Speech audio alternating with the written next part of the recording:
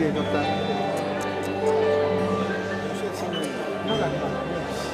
we told you if you come early you get to sing, yes? So we have some requests, and one of them is a bright, cheery song. There's not going to be any lyrics on the screen for this section, so it's just songs that you know well that we can just sing. And the first is the number 33 in the country and western hymnal, Try a Little Kindness. So do you remember that song? Try a little kindness. If you see your brother fallen by the way, standing by the road, here we go, yes.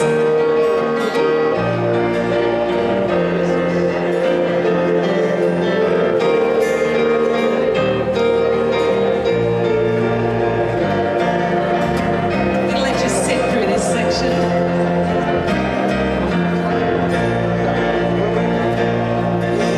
See your brother standing by the road with a heavy load from the seeds he sowed.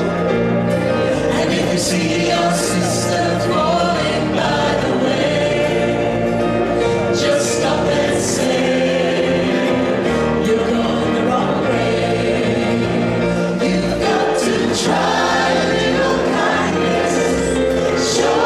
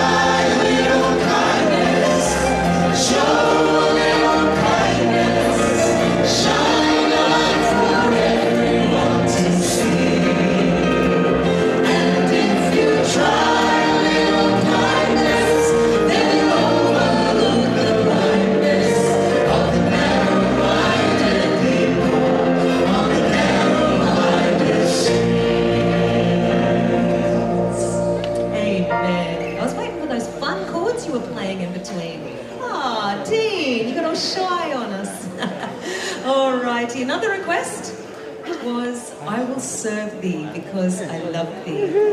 We know that one well enough, don't we? Let's sing that.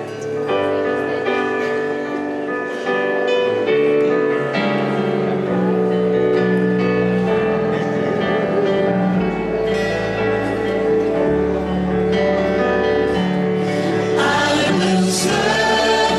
you.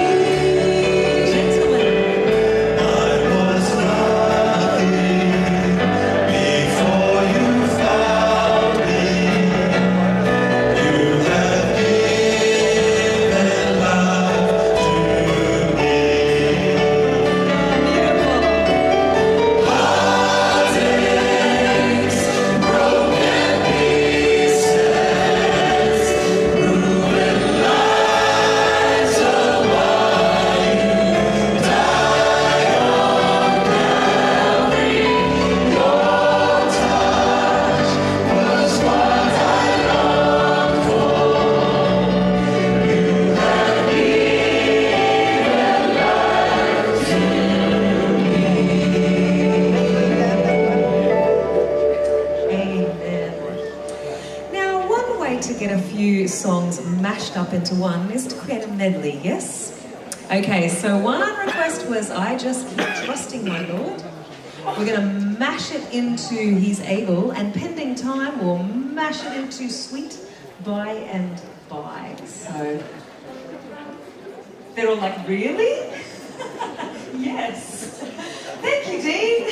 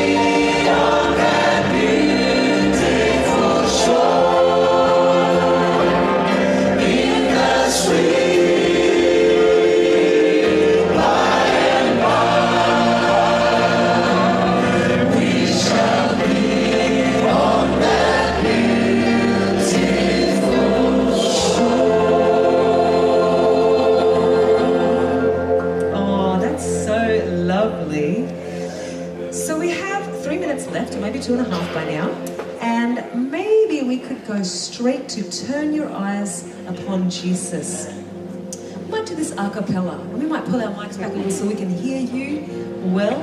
And just the chorus a couple of times over. This is Pastor David's request. Is that okay? Thank you. It's a beautiful song. Let's do Turn Your Eyes Upon Jesus. 2 verses.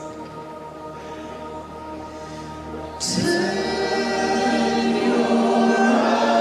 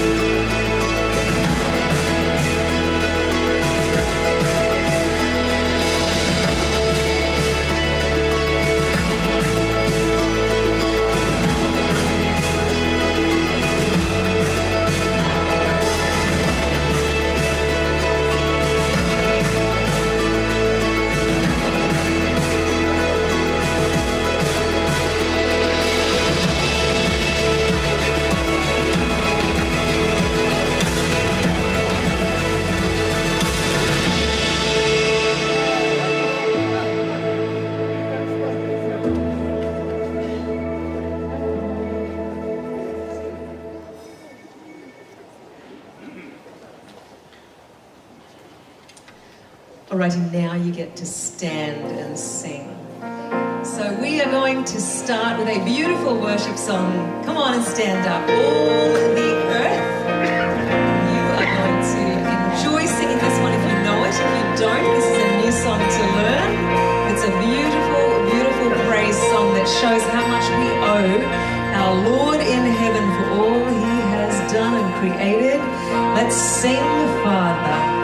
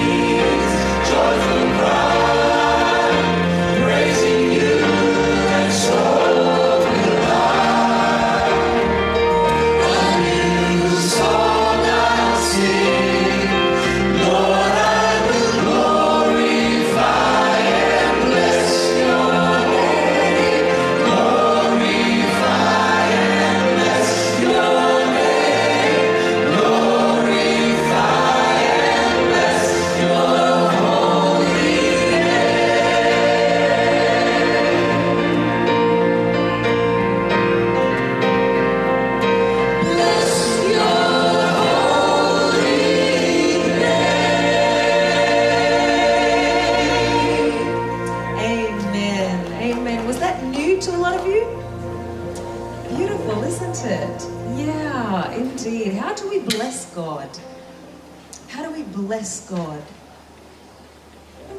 It's our obedience, really, isn't it? doing what he asks of us. That's the way we bless his holy name. Just beautiful. This next piece is an old hymn of the church. I know whom I have believed and am persuaded that he is able. Let's sing this one.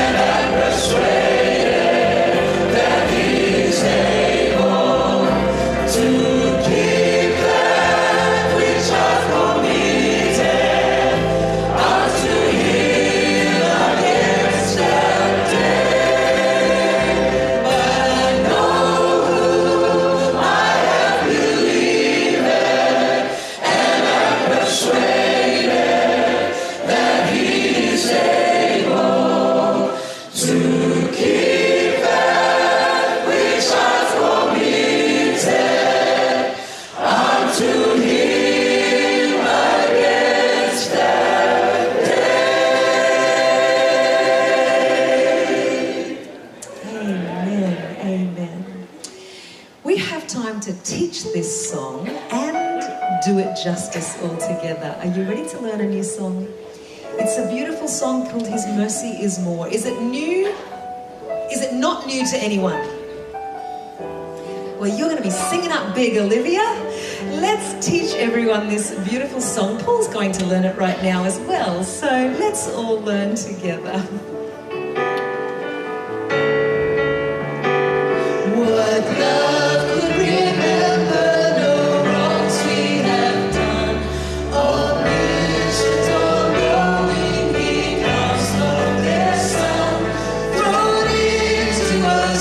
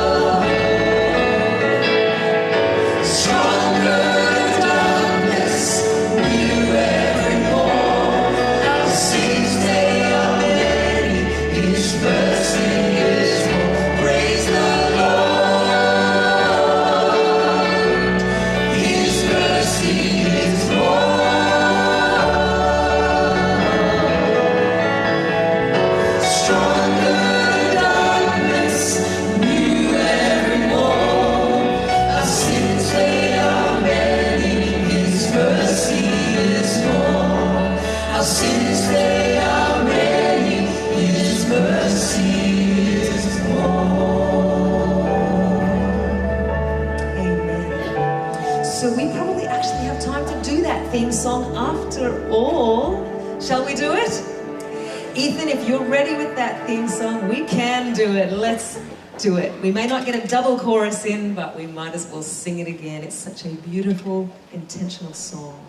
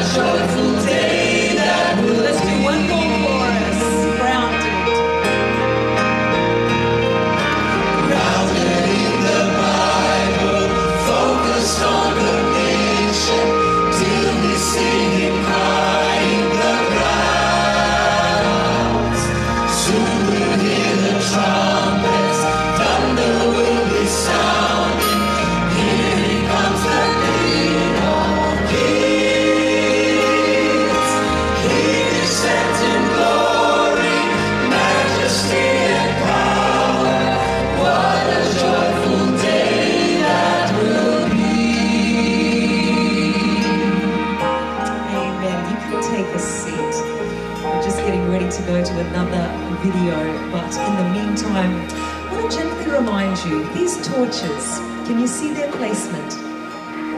Where are they positioned? At the foot of the cross.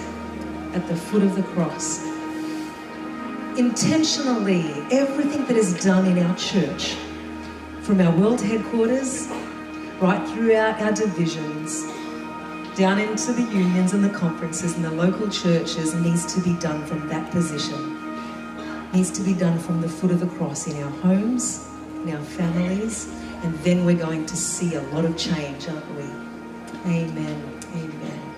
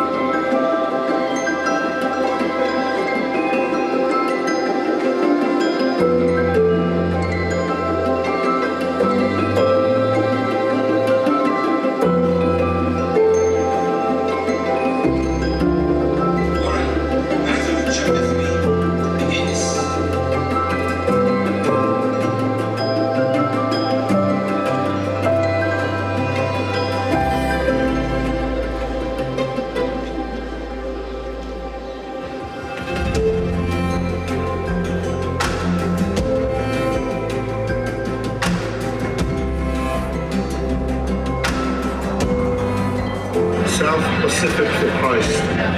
Yeah. South Pacific for Christ. South Pacific for Christ. South Pacific for Christ. South Pacific for Christ. South Pacific for Christ. South Pacific for Christ. South Pacific for Christ. South Pacific for Christ. Aboriginal and Torres Strait Islander ministries for Christ. In the big cities for Christ.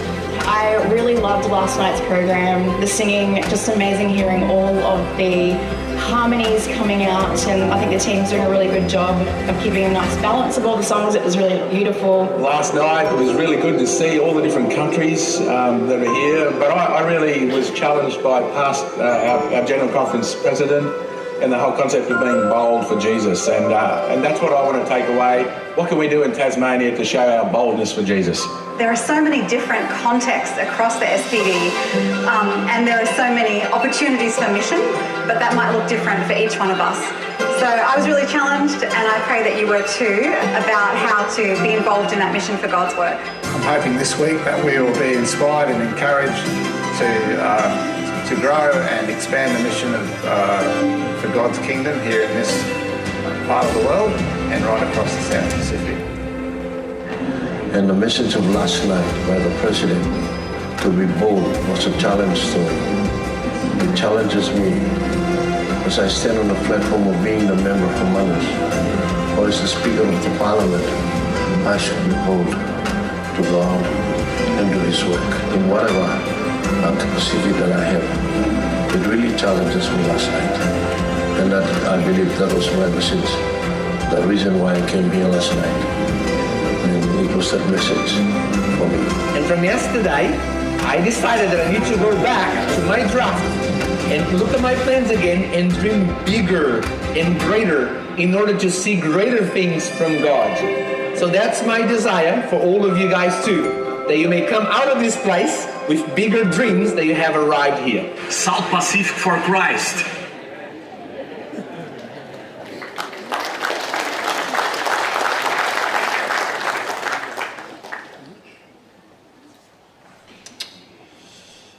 A typical Papua New Guinean welcome is almost a sermon of its own, because we like to be inclusive. We like to make people feel that they are part of us, that they are adopted into our clans and tribes. Tonight I want to welcome you all from across Pacifica to Australia, New Zealand, and the General Conference, of course, as one big family, not as a Papua New Guinean one, but one whose origin hails from the Father of humanity and the Creator of the universe. Amongst us are some brothers and sisters whom I feel should be specifically acknowledged. First, Pastor Erton Köhler, our GC president, and I was privileged to share some time with him during the PNG for Christ. We both preached together in one church at Korobos and PNG.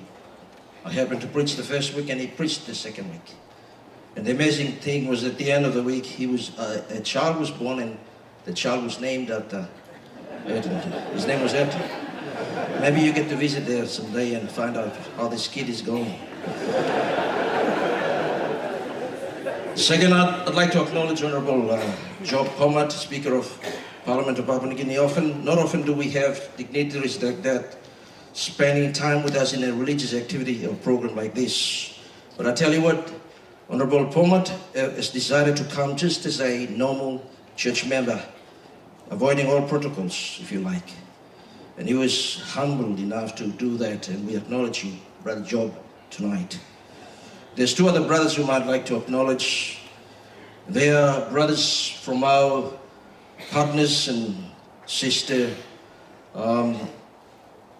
union, and that is East Indonesia Union Conference. I'd like to welcome tonight Brother Ted Windawani, the Executive Secretary of East Indonesia Union Conference, and of course Brother Eric Manuri, President of Papua Mission. Selamat malam dan selamat datang.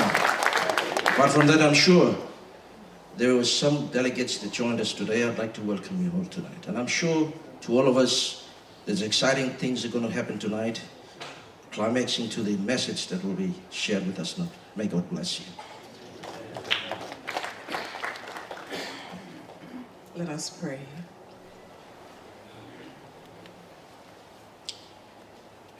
Our elder brother, Jesus Christ, our great high priest, we thank you for standing before our Father in heaven and for interceding for us. We thank you and we praise you for being our chief prayer warrior who always mentions our name before the Father.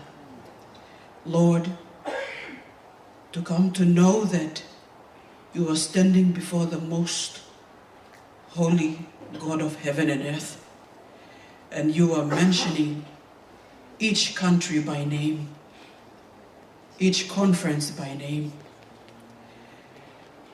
is more than enough for us. To know that, Lord Jesus, you know our situation, you know our weaknesses and our strengths, and Lord, you are interceding for us, Father, it is more than enough for us. And therefore, Lord, tonight, I want to pray and thank you for your presence among us here tonight. I want to pray also and thank you that, Lord, you know every little bits and pieces that is deep in our hearts, the thoughts that we have, the plans that we have, God, you know it. And Father, the work that you have given us is not easy. And you know the strategy and the plans of the evil one too. So tonight I want to pray, and I claim Zechariah chapter 2 verse 5, where you told your servants and you said, I myself will be a wall of fire, of protection surrounding Jerusalem, and all that happens in it shall bring glory unto my name. Father, you knew the situation of your people back then. You knew their weaknesses, you knew their strength, you knew their spiritual status, you knew their status in anything and everything. You commanded them to rebuild the walls, and they had their own shortfalls as well. But regardless, you told them, I am with you, surrounding you with my fiery presence. Great God, I want to pray this evening. You know our situation. We are here for SPD for Christ. And Lord, you know our weaknesses, you know our shortfalls, you know our doubts. Father, the problem is not you. You are our forever faithful God. You are our forever faithful Father. And the fact that Jesus stands before you is more than enough for us. The problem is us, oh Lord. We doubt, we fear, we shortfall. And therefore, Lord, tonight I want to pray that you encircle the South Pacific region with the fiery presence of the Holy Spirit. Amen. May your presence rest upon our leaders gathered here tonight. May the fiery presence of the Holy Spirit, as we come before you as the assembly of your people, may your presence rest upon your people that is across the Pacific. Any form of doubts, God, you consume it with your fiery presence. Any form of belittling thoughts, God, you consume it with your fiery presence and blow it out with the breath of the Almighty. Replace every doubt with faith. Replace every belittling thought with the thoughts that the chief prayer warrior stands before the Father, mentioning our names before the throne. Great God of heaven, into thine hands I commit this program. May you continue to speak to us and come and do what only you can do in the South Pacific region. In Jesus' name we prayed. Amen.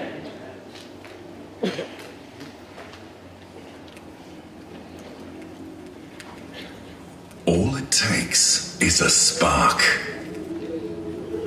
Just one ember can ignite a flame. It just takes one person filled with the Holy Spirit to spark change. One word of truth, one act of love, one heart set on fire for Jesus. And it spreads like a wildfire, shaping everything in its path. Unstoppable, unquenchable, a wildfire of grace. It only takes one spark. Are you ready to carry the flame? Lift up the trumpet and louder let it ring. Jesus is coming again.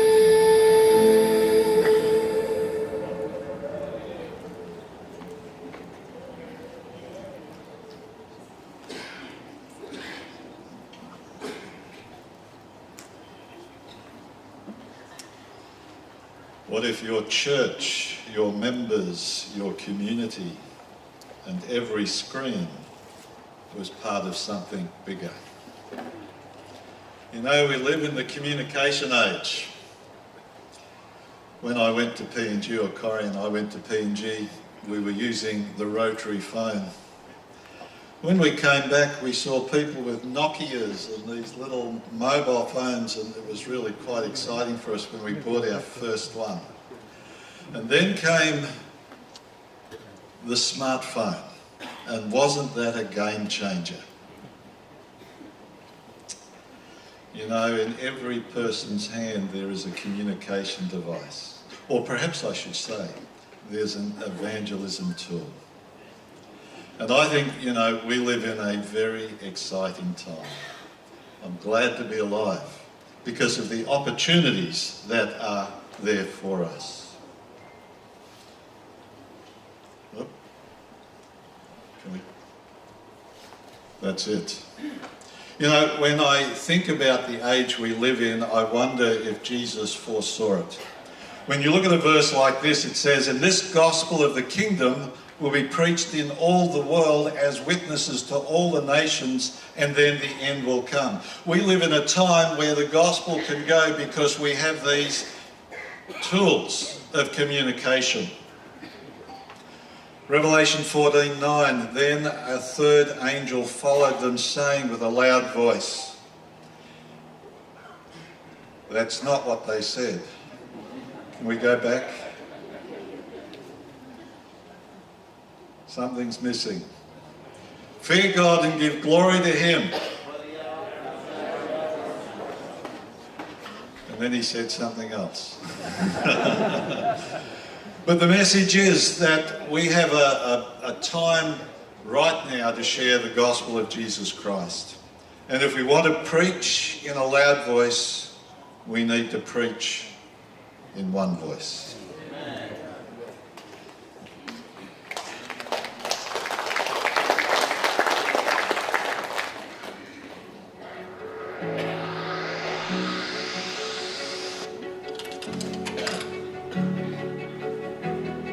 Across the Pacific, we come from many islands and cultures, yet we are united by something greater than what separates us. Through generations, the message of Jesus has reached our shores, transforming lives and calling people back to Him. In September 2027, we mark 2,000 years since Jesus was baptized, beginning His ministry for us on earth. It is the story of His life, His sacrifice, and our future. It is the promise that He is coming back again. And now, in this generation, we are called to take this message into our communities and beyond. Not only in our churches, but in our everyday life, where people are searching for meaning, truth, and hope. À travers les simples actions de foi, à travers les conversations et à travers les plateformes que Dieu a placées entre nos mains. As we look toward 2027, we commit ourselves to being part of God's mission to reach every nation, every people, and every heart. So together, with one message centered on Jesus and one mission to share His love, we stand together as one voice.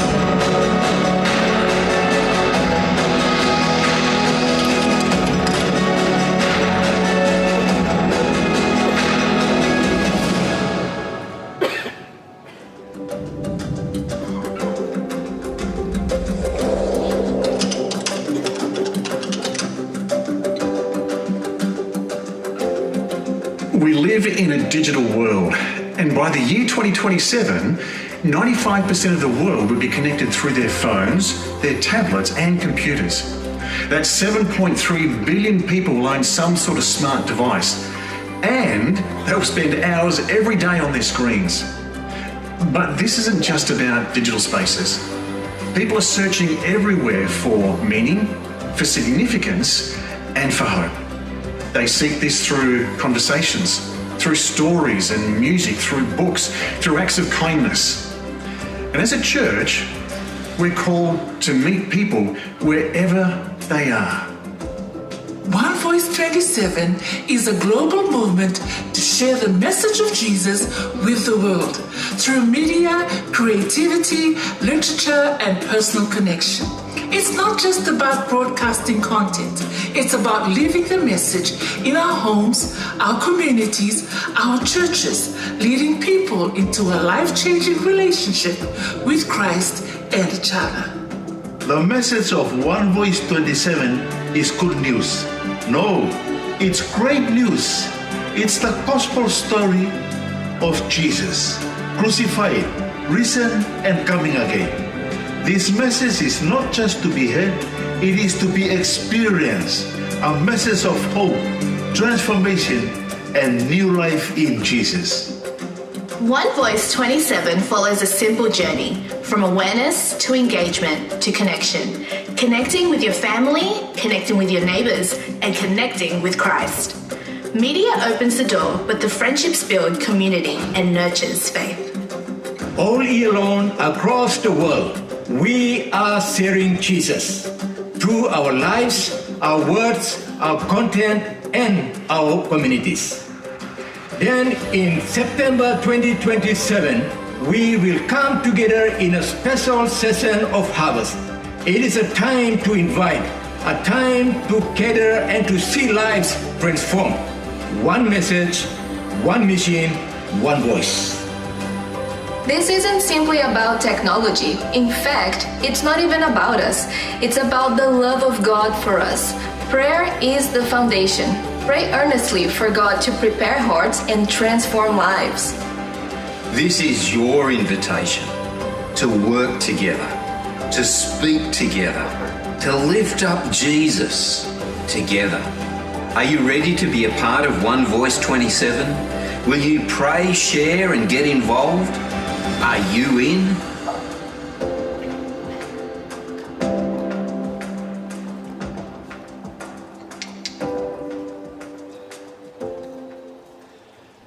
In the center of One Voice 27 is the theme to lift Jesus up. In fact, 2027, we will be celebrating the 2,000 years of Christ's ministry in this world. 2,000 years after his baptism. And more to that, I've just found out this evening that the initiative of One Voice 27 was not born in a committee. It was not born in the office of the General Conference, but it was born beside the Lake of Galilee, where Jesus Christ walked. What a beautiful initiative that we have. And because it focused on Jesus Christ, when it comes to this next year, we are going to tell the story of Jesus Christ from his birth to the second coming. Every month we'll focus on different aspects of the story of Jesus Christ. And everything is built up to a global harvest Sabbath in the month of September 2027. What does this harvest look like? It will depend on what fits each union. It may be a public evangelist program based on Jesus' messianic prophecies or revelation, or eternal and revelation seminar or Jesus seminar. It will be up to each union to decide how are they going to run this. But in order for us to have a good harvest, a successful program, we must be able to do the right training. So our team is going to join in with each union coming and training. And the focus area is that we are going to train our members on how to share their testimony and how to create the right content that will fit your context. Yes, the General Conference started off this training, and we are going to send 10 from our division to be part of this training here. The proposed theme for this program is all things new, hope starts here. Revelation 21 verse 5. God said, and behold, I will make everything new. You see, God is not just interested in mending up our broken relationship, but he wanted to make things new. To make things new. He wanted to give you a new heart. He wanted to give you a new purpose. He wanted to give you a new direction at all. Bible also says that when we are in Christ, we become a new creation. And when Christ comes into our life, he brings us hope, and hope right where you are. The hope that we are talking about is not something that we are talking about in the future or somewhere else, but wherever you are with Jesus Christ, hope starts from there. But one thing that I want to finish off by saying that in order for us to be successful with this program, we must have people who are bold, people who are courageous, people who are fearless. We have created a little rugby ball, a one-voice rugby ball. And yeah, it is a bit small, but we were thinking that if ever we will make it a bigger size, those that are traveling might put it in a rugby spin at the airport. So we make it small so that it will fit your suitcase. But the idea is this. In the game of rugby, you will win the game when you are able to take the rugby ball to the try line. And in order for the rugby ball to get to the try line, you need some strong, bold, and fearless runners that are willing to take the ball knowing that they are going to be tackled. But they are willing to sacrifice themselves in order for the team to win the game. And so, tonight I got my colleagues here. They are former All Blacks, former Wallabies, former Kumurus. That they have the one-voice rugby ball here. And they are going to give it out to people who are bold. And if ever you are bold, just put up your hand and they will come and give you a ball and you are going to run. Run with a one voice to the try line and make a try for the Lord. Thank you. Yeah, and it's a right color too.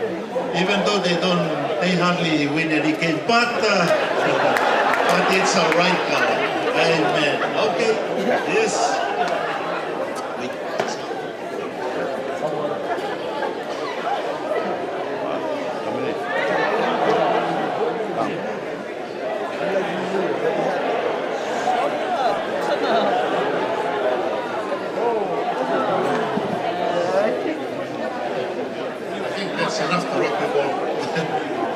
There's some more rugby ball that is coming. But we will do the last activity. If you are going to fail in this activity, we're not going to give any more rugby ball to you for you to take. So, and the last activity is simply following what we have said earlier on in one of the slides. That in order for us to take this everlasting gospel to the end of the world, we must be united as one voice. Okay? So when it comes to that statement when I said united as, and I want everybody to shout with all your voice, with all your heart, as one voice. And then I will also, after that, then I will say, proclaiming the message of, and I want you to shout out that we are proclaiming the message of Jesus. So all I need you to say, to shout out one voice and Jesus. Okay? All our camera is ready to take our video. We'll see how it goes. Okay? We will only do it once. So you better get it right. Because after once I will forget the sentence that I started. In order for us to take the everlasting gospel to the whole world, we must be united as one voice, proclaiming the message of Jesus. Beautiful, beautiful. Only one. Thank you, Pastor.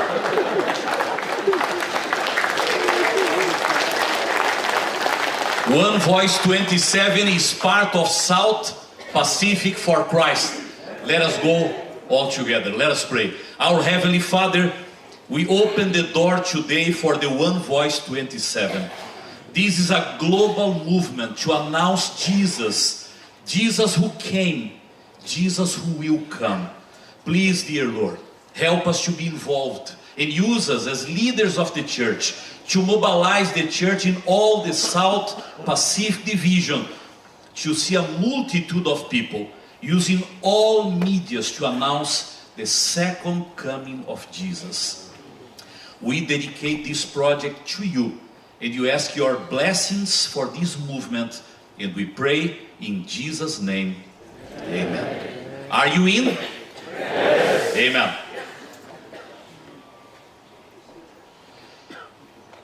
Namaste, SPD. Oh, wonderful. I thought I will not get any answer. I'm from India, and just wanted to... Okay, so today Missionary Stories come from India. India, where we have 1.4 billion population. The story comes from the one city is over 4 million populations. And out of the 1.4 billion population, we have almost 80% Hindus, 18% Muslim, and our Christian population is only 2.7, or Adventist, nowhere. 0, something. So the story comes from the city. Rajasthan is very hard to reach people. This is not easy. Over 4 million population, we have only 60, 70 attending church members. In entire India, we have almost 350 global mission pioneers. They are working hard to reach unreached people. So I just wanted you to please pray for India and Indian, because you'll find Indian everywhere. Amen? Everywhere. Even in Australia, if you see, the growth rate of Hinduism is 55%. Pray for India. Watch this testimony, one of the global mission pioneer and his journey, and bless. Please.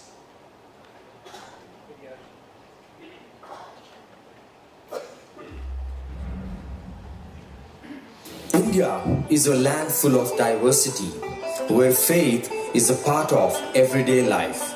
People follow traditions passed down through generations.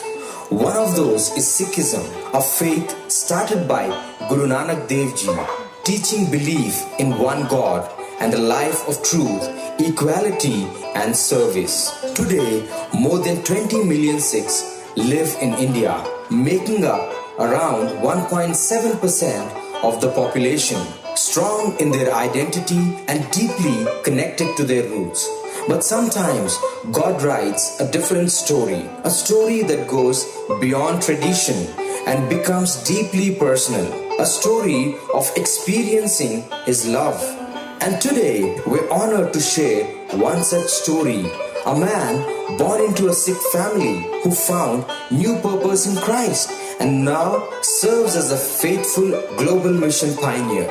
This is the story of Bijender Singh, a journey of faith, challenges, and God changing a life. My name is Bijender Singh, and I serve as a global mission pioneer in Jaipur, Rajasthan, under the Rajasthan section.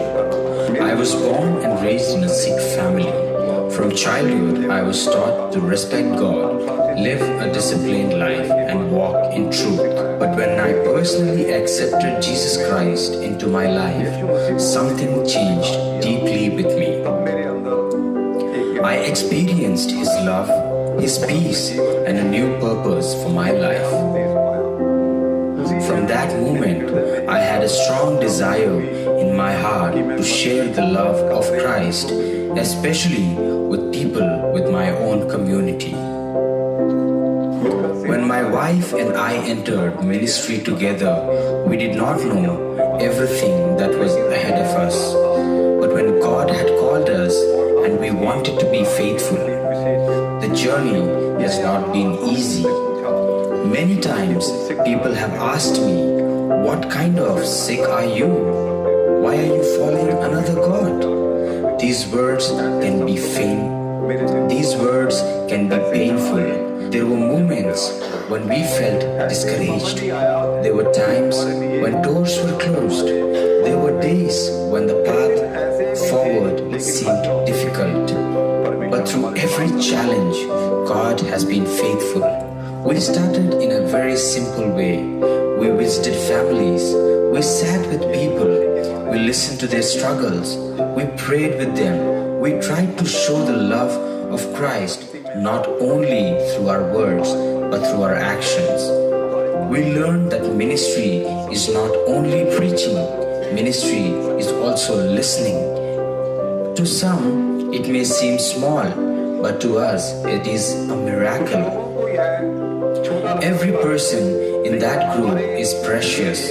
Every life touched is a testimony that God is at work. We have seen that when we remain faithful, God does what we cannot do.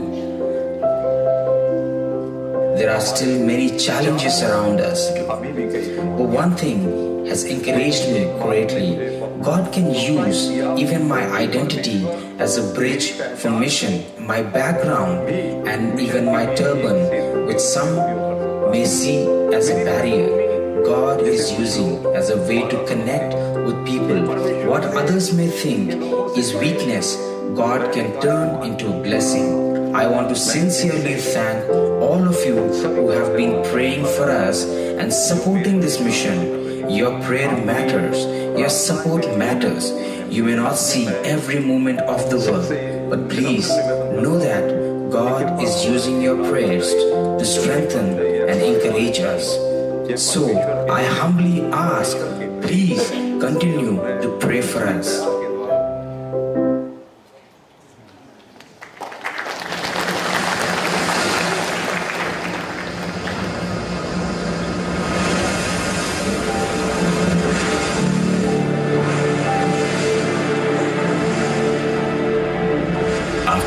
Inspired by a call to take the gospel across the globe, Stephen Nelson Haskell sailed to Australia in 1885. With a team of missionaries ready to light a new flame. Their first task? Print. Tracts, books, invitations and papers sent across Melbourne like sparks in the wind.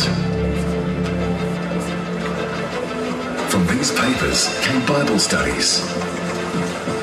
And from Bible studies came the earliest Adventist believers in Australia. The little press expanded, becoming the Echo Publishing Company, launching the Bible Echo and Signs of the Times.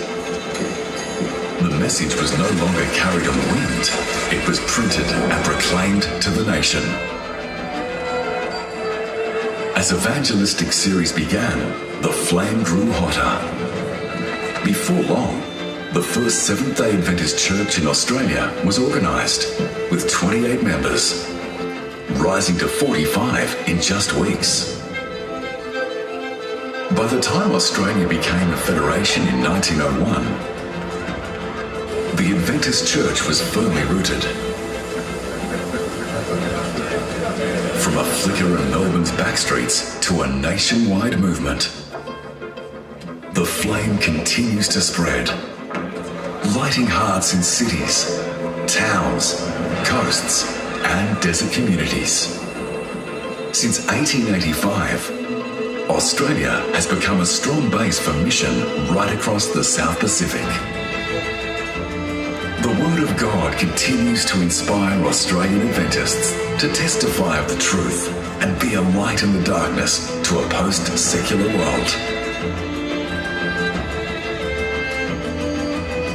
Now, the time has come to turn this flame into a wildfire.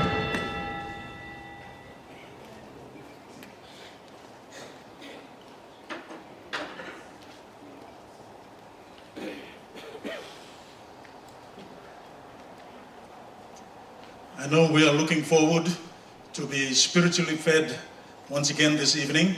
So I have the honor of inviting Pastor Erton Köhler up here in front, and I'll offer prayer for him, and then we'll hear the message tonight. Father, we come before you humbly but boldly before your throne of grace. Without you we are nothing, but with you we can do mighty and great things. Lord, as we come before you, we pray that you cleanse us and make us right with you again. We have your servant here tonight that will once again be used by you.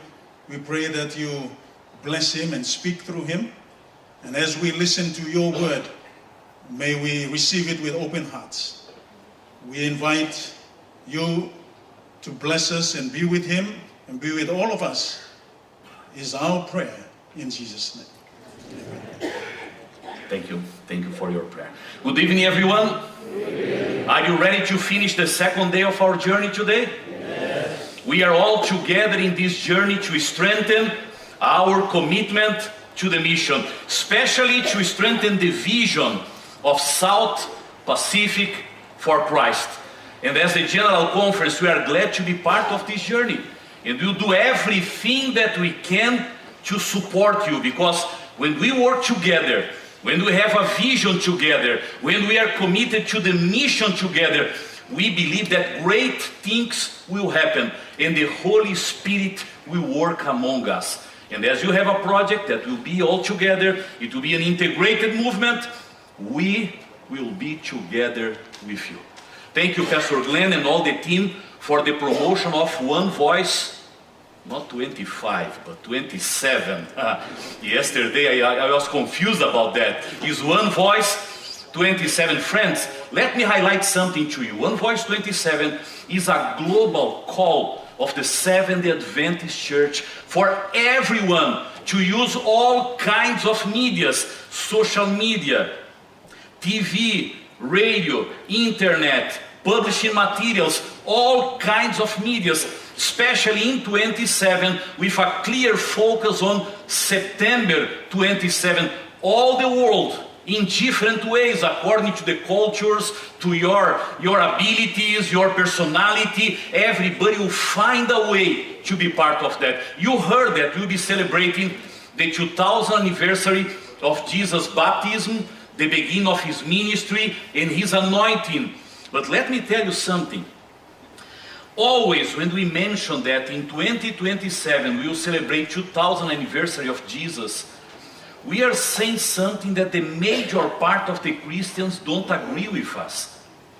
Only the Seventh-day Adventist Church believes that Jesus was baptized in the year 27 because of the prophecy of the 70 weeks in Daniel chapter 9. And when we start to talk that in 27 we will celebrate the 2000th anniversary of Jesus' baptism, people start to ask, but why 2027? Why you believe that this is the real celebration? And you need to be prepared to explain why you believe that the year 27 was the year of Jesus' baptism, and why in 2027 we will celebrate the 2000th anniversary.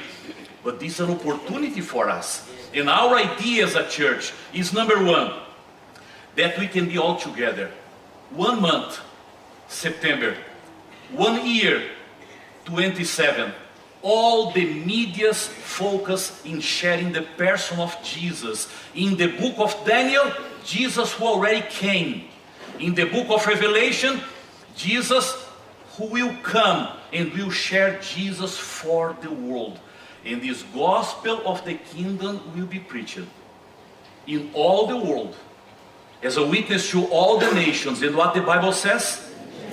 And then will come. And we believe that the time has come to do that. We have a message to share. We were called to prepare this world to the second coming of Jesus. And 2027 is a key time for that. Maybe you are thinking, but this is a project of the General Conference. Maybe we'll do something here just to tell them that we are friends. We are together. We are trying to find a way to do something together. this is not a project of the General Conference. As the General Conference, we just highlighted an idea for you. Simple thing. 27 September, all medias sharing the person of Jesus. This is the project. It's almost nothing. Simple. Everybody can embrace that. But our idea is we are giving to you a concept. And as the South Pacific Division, or the 4 unions, or the 19 countries and territories, you can get it and say, let me adapt this idea to my culture, to my language, to my country, to my colors, to my songs, to my personality, to everything. You can adapt and you can make this project your project. And again, it's part of the South Pacific for Christ. It's part of this evangelist initiative that we have.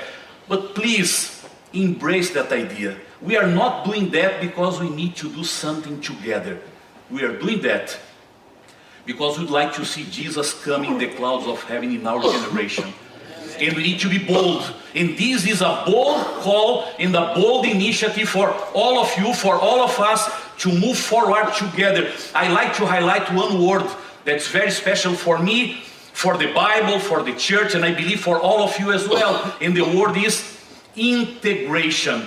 When we are together, we are stronger, we can go further, we can arrive faster, and more than everything, the Holy Spirit can work among us. Because the Holy Spirit will come only as consequence of prayer and unity. If we are praying together, if we are united in a movement for mission, the Holy Spirit will come. And as a church, we are thinking, let us do something together. Maybe this mission initiative will be an invitation for the church to keep strong our unity. And because of mission and unity, the Holy Spirit will see that this church is prepared to receive the outpouring of His power, and miracles will happen in the life of the church. The question again, are you in? Yes. I heard 4 or 5 yes. Again, are you in? Yes. Amen. It was just an invitation to awake you, to be ready for the message that the Lord will share with us. But before we open the Bible, let me remind you that as the Seventh-day Adventist Church, Pastor Glenn mentioned today, we have 4 pillars that are the foundation of our movement for these 5 years. We summarize them in 4 words: communion, or communion with God, unity, identity, and mission. And when we put together all these pillars, all this foundation of our movement, we can find one expression. And you can see that expression on the screen. We are a church that is what? Grounded in the Bible and focused on the mission. When we say that we are grounded in the Bible and focused on the mission, I am embracing communion, unity, identity, and mission in a church that is grounded in the Bible and focused on the mission. When people ask me, what is the priority of the church? You know, we don't have priorities. We have only priority. Priority is a singular word. And when people ask, what's the priority of the church? We have no doubt. We are a church that is grounded in the Bible. And we are focused on the mission. Thank you for singing and singing again and repeating again a song that is just to remind us of that in everything that we do. Every program, congress, conference, session, program, materials, printed materials, video productions. We need to be sure that everything we are doing does not reflect our thoughts, our ideas, our perspectives. It reflects the Bible. We are not a church based on my opinions. Oh, he's the leader of the church. It's secondary. My opinion is secondary. If my opinion is not aligned to the Bible, stay with the Bible. Because this church is grounded in the Word of God. Please let us preach the Bible. Let us print content related to the Bible. Let us produce video materials focus on the Bible, everything to highlight the blessings of this book that the Lord entrusted to us. And if it is grounded in the Bible, what will be the natural consequence? It will be focus on the mission. Everything that we have and everything that we are is for mission. Our theology is for mission. Our finances is for mission. Our structure is for mission. Our programs are for mission. Everything that we are and everything that we have is for mission. One of these days I read a quotation that caught my attention, and someone said something like that: those who speak with Christ speak of Christ. Is that right in English? Those who speak with Christ speak of Christ. It means if you are grounded in the Bible, you'll be focused on the mission. Let us keep it strong as leaders of the church. And now I'd like to invite you to go with me to the Bible, to Acts chapter 19. Just to show you, if you have any doubt, I open my Bible now in Acts chapter 19. Would you like to see the bookmarks that I have? Can you see this one? What is that? One Voice 27. Would you like to see the second one? Is One Voice 27. Just to highlight to you that this is what is inside of my Bible. Every day, reminding that is our movement. Let's go to Acts chapter 19. If you have your Bible, I can imagine that you can't read, but you can go with me to a journey to the book of Acts. When we go to Acts chapter 19, we can see one of the most important chapters of Paul's ministry. And when we talk about Paul, you remember that Paul was maybe the greatest missionary of the New Testament. He was the one that the Lord called to fulfill Acts chapter 1 and verse 8. He was the instrument of God to get the message out of Jerusalem and reach Judea, Samaria, and the ends of the earth. When we go to Acts chapter 19, we can see Paul in the city of Ephesus. This is a very common name for us. If you study the Bible, you heard many times, you read the book that was prepared, or the letter that was prepared for the church in that city. But when Paul arrived there, that was a very significant commercial city, a center of pagan superstition, and in that city was located the temple of Diana. When we put all these things together, you can see a lot of different areas of religion. That was a very secularized city. But Paul decided to go to that city. You can imagine that Ephesus was a very hard place to have an evangelist campaign. But Paul decided to go to Ephesus and do something there. And I can imagine that Ephesus was a very hard place, as you have some very hard places here in the South Pacific Division. But it doesn't intimidate Paul. He said, that's the way, let's go to that place. You know why? Paul was convinced of his calling, and he was willing to pay its price to fulfill the mission in any situation or in any place. When Paul arrived in Ephesus, he had his strategy. He decided to go to the synagogue, and he was thinking, I can imagine, in the synagogue, I will find a lot of Jewish people. They believe almost the same. If I can arrive there, if I can start to talk with them, I can convince them about Jesus, and we'll be together. They can be Christians. And he decided to go to the synagogue. He was preaching there for 3 months, and things didn't work as he expected. Things didn't work well, and he suffered a lot of opposition. That was a very harsh time for him. And finally, after trying everything, he recognized that sometimes the best strategies that we have doesn't work well. We believe, we sit in our office, we plan everything, we see a logic, things will happen, it will be a success, it will be a blessing, it will reach people, and finally we decide to change the idea because it doesn't work as we planned. And finally he decided to go to another place. You know the story. He decided to go to the school of Tyrannus. just to remind that we need to be always open for new strategies with some kind of flexibility. One voice is a new strategy. We are trying to do the same in a different way. Let us be open for that. And he decided to go to something different. And he preached there for 2 years in the school of Tyrannus. And you know what happened? In that place, not his original plan, not according to his strategy, in that place, God opened the doors. In chapter 19, verse 18 and 19, the Bible says that in Ephesus, that very secularized city, in that very challenging place, many believed.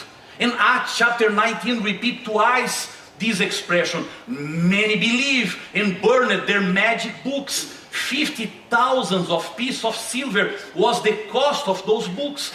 And if this amount is not too familiar to us, you can imagine that it was the equivalent to 130 years of work of a common worker of that time. It was a huge amount of money. You can imagine the impact of that evangelist campaign in the city of Ephesus. If we go to verse 10, you can see again the size of the impact of that campaign. All who dwelt in Asia heard the word of the Lord Jesus. It was not only something for Ephesus. From Ephesus, it reached a good portion of the world of that time. But the secret, the central message is in verse 11 of chapter 19. And I'd like to read this Bible verse from my Bible. And I can imagine that you can't read because of our situation here. And the Bible verse will be on the screen as well. But the Bible says, now, talking about that moment and everything that happened there. Now, God worked what? Unusual miracles by the hands of Paul. This is one of my favorite Bible verses. Now, God worked unusual miracles. God worked unusual miracles by the hands of Paul. Just to remind you, the hands were Paul's, but the miracles were? The miracles were of God. Paul just made his hands available to the Lord. It's just a reminder for us. As Christians, as Seventh-day Adventists, as leaders of the church, we can do a few things using our hands. We can do a few things using our talents, our ideas, our initiatives, our projects. But today, tonight, I'd like to highlight something to you. The mission is not what we can do. The mission is a miracle that the Lord performed among us. Do you believe on that? Mission is a miracle. God worked unusual miracles only by the hands of Paul. Mission is a miracle. It's not by our power, but through the power of the Holy Spirit. Mission belongs to the Lord. We are just His agents for what we need to do. And I have a great conviction in my heart.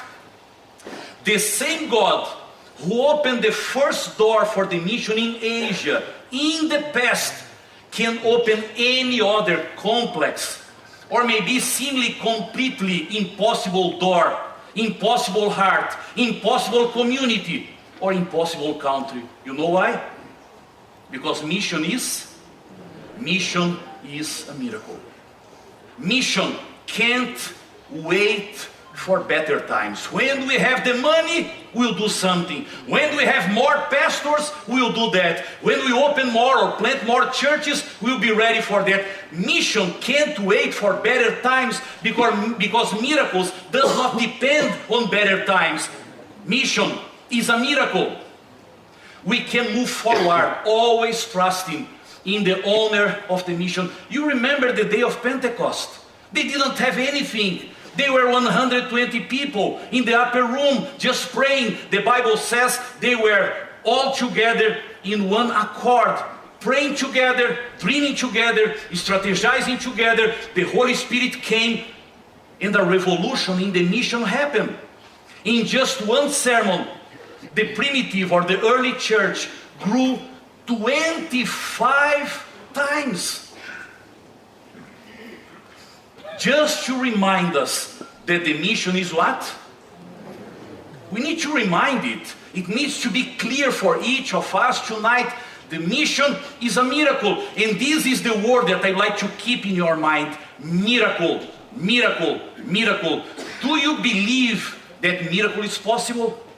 Miracle is the only way to face the mission challenge that you have in the South Pacific Division. We can dream with 26, 27, 28, or 29. We can dream, but you know the size of the challenge that we have. Miracle is the only way to face each of them. Do you believe that a miracle is possible here or in any other area of the world? Do you really believe in miracles? That is something for you to think about, because it's easy for me to talk about it. It's easy for you to say yes, yes, yes, but do you really believe in miracles, or do they only belong to the past?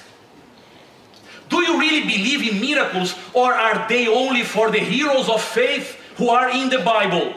Do you really believe in miracles, or they are only for other areas of the world but not for our territory? Do you really believe in miracles? I have a question for you. Where is the God? Where is the God who released his people from Egypt? Is he still alive, or he is only in the pages of the Bible? Where is the God who broken down the walls of Jericho? Is he alive, or is he only in the pages of the Bible? Where is the God who used Gideon and his 300 to defeat the Midianites? Is he alive, or is he only in the pages of the Bible? Where is the God who sent an angel to destroy the Assyrian army? Is he still alive, or is he still only in the pages of the Bible? Please, is anything impossible for God? Is anything impossible for God? Do you believe that he has any problem that he can't resolve? Do you believe that he has any problem that he can't resolve? Do you believe that he has any heart that he cannot touch? Do you believe that he has any miracle that he cannot perform? Do you believe that he has any country that he cannot open? God is still alive. And I hope you have this clarity in your mind and in your heart. God is still alive and ready to perform miracles in our days. He can open any door. He can open any heart. He can open any culture. He can open any country. Because the mission is what? The mission is a miracle. We can't forget it. If you still have any doubt in your minds, let me tell you something. God can change things instantly. In our country it's impossible. If you'd like to reach New Zealand, it will be a challenge. It will take decades or years. I don't know. The Lord is saying, please, trust on me. I can use ways that you can't imagine, because I can change things instantly. Do you remember Job? Things happened quickly and changed completely his life twice. Do you remember Joseph? One day he was a prisoner. In the next day he was what? He was a governor. Because the Lord can change things instantly without any previous announcement. Because the mission is always a miracle. You can see on the screen a map. This is the map of our organization in the Middle East and North Africa. We call MENAM, Middle East and North Africa Union Mission. In the year 2019 to 2020, my son, that is a pastor in Brazil, he decided to be a volunteer in this area of the world. He participated in many different mission trips, but finally he saw an opportunity to go to 3 of those countries. I will not mention the name because of a security issue. He decided to go to 3 of those countries, and he was there because he studied theology and marketing or advertisement together. And he was there to prepare videos and other materials for the local pastors. He lived in their houses, he ate with them, he traveled with them, producing materials that could be useful for them to share the message according to their culture, because they didn't have the tools to do that, and he was there to support them. 3 of those countries. In one of those countries, he had the most challenging experience of his time in the North African territory. He traveled to one of these 3 countries. That country is a very closed one. He was in Brazil, he worked to get a visa, but for that specific country it was very complicated to have the visa. He had the graduation in marketing, and because of that graduation he told that he'll be there to produce videos, and he told a lot of stories, and finally he got a visa. When he entered in the country, he sent us an audio message, because my wife and myself, we were paying attention to all his steps, because that territory was very different for us. When he entered there, he sent us an audio message. He said, you know, that's the most challenging trip that I had in my life. When I arrived in this country, as many other countries, you go and you have 2 lines, for foreigners and for locals. He told me, we were only 4 foreigners to enter in that country. All the others, they were nationals. No one is traveling to this country. What do you see here? I don't know what will happen. He was there. He lived in the house of 3 different pastors during his time there, because we have 3 pastors working in that country. And what happened one of those days was unforgettable for him and for us. One of those pastors told him, are you ready to go with me to have a visit? We have a public university here in our city that was the capital of the country, and it's almost impossible to enter in that university because we have a lot of security people working there. Only those who are nationals or foreigners studying at the university can enter there. We have 4 Seventh-day Adventist students from other countries of Africa who are studying there, and they are living there. And the pastor said, I'd like to enter to visit them and to pray with them. Are you ready to go with me? You know young people, they're, let's go, let's go, let's go. They don't think in all the consequences, this stuff. Let's go there. And finally they arrived at the entrance of the university. According to him, they have 3 security points there. The first one, they ask you your documents to check if you are foreigner or local or national. If you are not enrolled in that university, you can't enter. The second one, they check the car. And the third one, you park the car and you cross walking, because they'll check you to be sure that you can enter. 3 security points. They arrived at the first one. And you know, at the first one, they will be defeated. Because they were foreigners, they can't enter there. The pastor parked the car, opened the window, the police security guy came to talk with them, and the question was clear. The passports, please, or the documents, please. Both of them, they got their passports, they put together, and they gave the documents for the security guy. When the security guy got the documents, both passports, my son, again as a young person, visiting that country, learning 2 or 3 words in Arabic, he said, Salam. Waiting for any response. And what happened at the moment was unforgettable. He just said, Salam. And when he said Salam, the security guy closed the passports, put his head inside of the car, looked for both, said, oh, you are back here, welcome. And returned the passports to them. How is it happening? They are not supposed to enter. The police guy or the security guy would like to check the country and all the information, and they will stay out. But he didn't check that just because of the word Salam. He looked at the car, he recognized them, I don't know from where, and said, welcome, you can go in. And they entered. And the second one, they checked the car, no problem. The third one, they checked their body, their clothes, everything was fine. And they entered there. And I have a picture here from the moment when they were inside of the dorm in a room where 4 African students were there in that country studying at that university. They were together without Bible, just a cell phone. They read the Bible from the cell phone. And you know what happened? After some time together, my son was there reading a Bible verse in his cell phone with the students there, with the pastor that was the one taking the picture. and you can see a door behind of him. And during the time that he was reading something, someone knocked at the door strongly and opened the door. 4 security people walking in the corridors or the aisles of the dorm, they opened the door and said, you are here, no problem. And they closed the door. Strange, because they were supposed to be out of that place. If people didn't recognize them at the gate, at the security point, probably they will recognize them now. But twice they were recognized as someone that were part of that institution, or visitors that could have some kind of a special authorization to enter there. When I see those pictures, something came to my mind.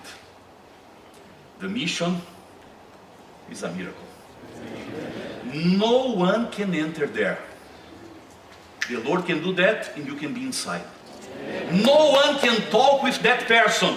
The Lord can say, but you talk with that person. No one can go to that country. The Lord can open the door, as I mentioned yesterday, and you can enter there, because the mission is a miracle. I know that this is something simple. Maybe I am very impressed because it's part of my family, and I'm very enthusiastic because of my son.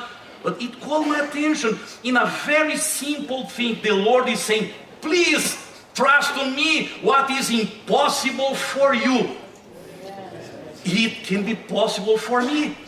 No explanations. I simply open the doors for you when I think that that's the right moment. Because the mission is what? It's a miracle.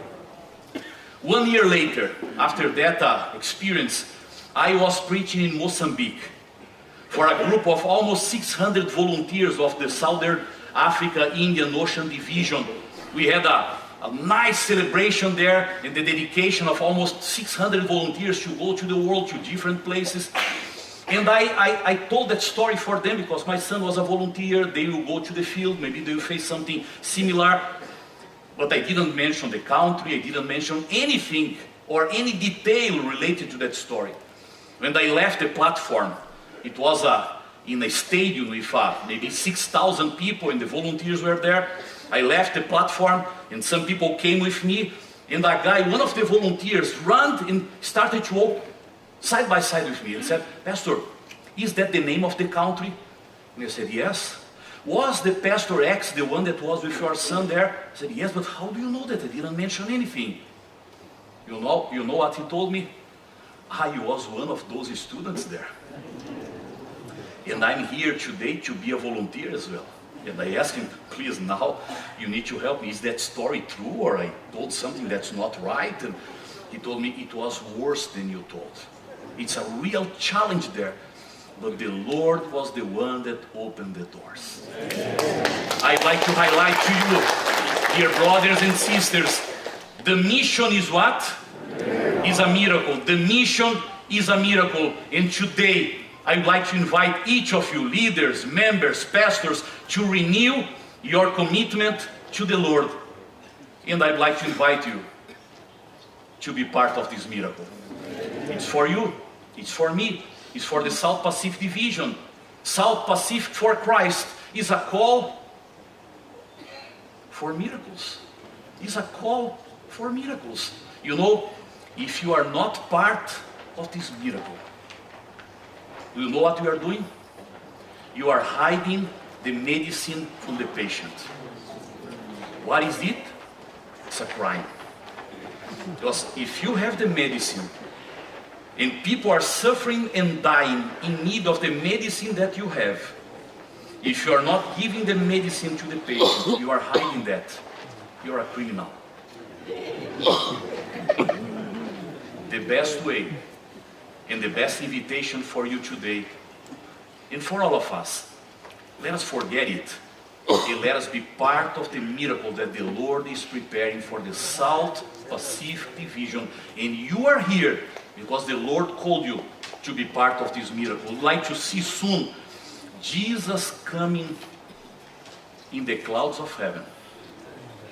In our generation, and when Jesus comes, I'd like to see many children of the South Pacific Division territory ready to be in heaven because you were part of that miracle.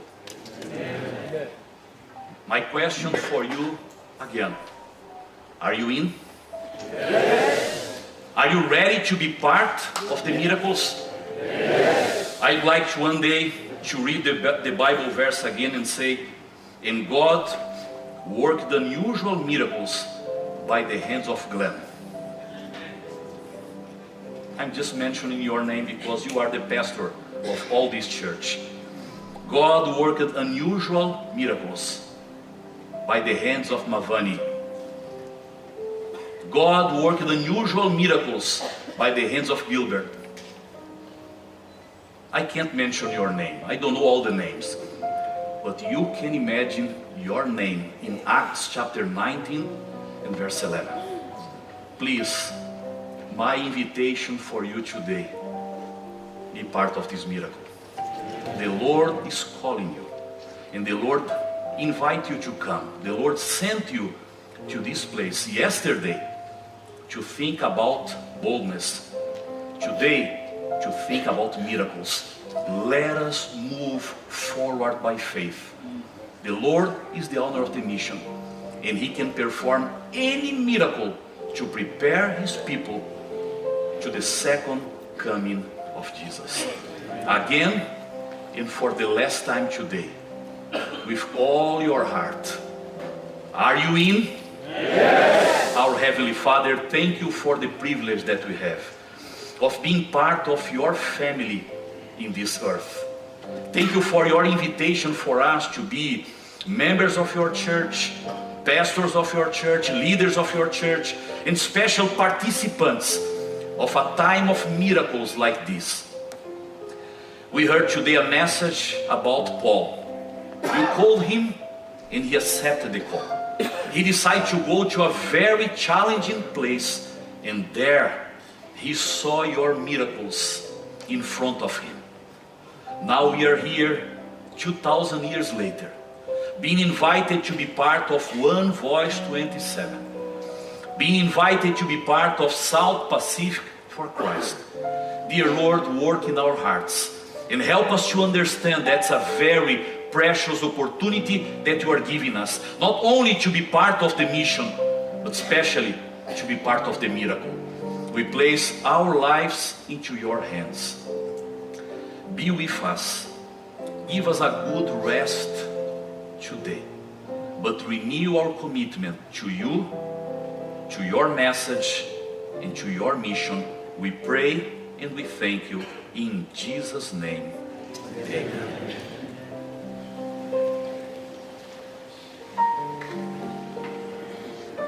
In 1881, James White went to his rest, and as he was nearing the end of his life, Helen was called to his bedside. And you think about all of the things that she could have said or asked him at that time. James, have you confessed all of your sins? James, have you surrendered everything to Jesus? That's not what she said. She cut right to the heart of the matter and she said, James, is Jesus precious to you? And he said, yes, yes, Jesus is precious to me, my dearest friend.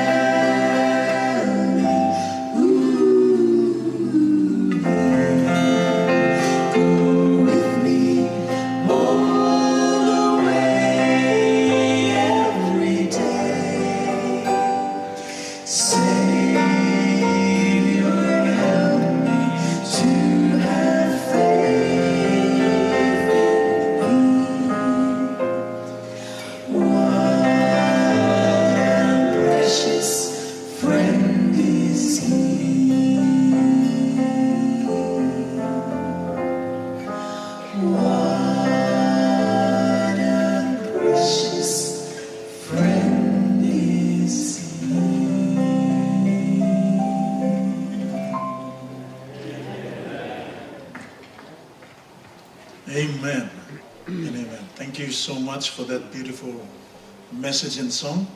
And we're all blessed tonight, aren't we? Amen. I'm here to lead out in the prayer group session, just like we had last night. And there'll be some questions up on the screen very shortly. But I just want to firstly invite you to group in 2 or 3s to prepare for our discussion questions. The first one, in line with our message tonight of being part of that miracle of mission, what price are you willing to pay to fulfill God's mission? That's the first question. Another one, what new strategies are needed to reach people for Jesus? Think about the ministries, the small groups in your local church, in your districts. What strategies? What plans? What initiatives? And finally, what kind of mission? A specific mission that, as you've listened to our message tonight, that God is calling you to. You sense God is calling you to do. Group in 2s and 3s. Have a small discussion. Pray. You can discuss the first one and then pray, and I'll leave that to you. Or you discuss all of them and then pray. I'll come by later, come up here, and I'll close the prayer session. We have some time, don't rush. God bless you as you go into 2s and 3s. Spend time in this discussion. Thank you.